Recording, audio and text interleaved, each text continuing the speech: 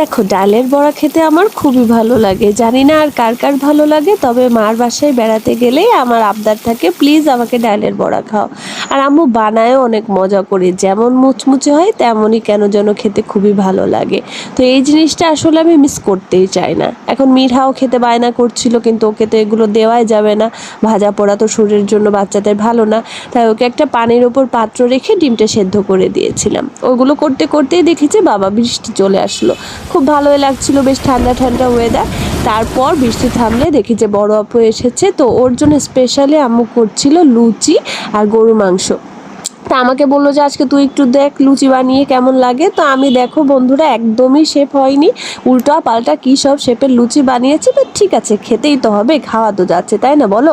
তো এগুলো খাওয়া শেষ করতে করতে দেখো দিন কিন্তু একদমই থেমে থাকে না, সন্ধ্যা গড়িয়ে চলে আসলো। তো সন্ধ্যার দিকে খাওয়া দাওয়া শেষ করে একটু গল্প টল্প করে আমি আবারও আমাদের বাসায় চলে আসলাম এবং এসে ওয়ার্ল্ড কাপ দেখছিলাম।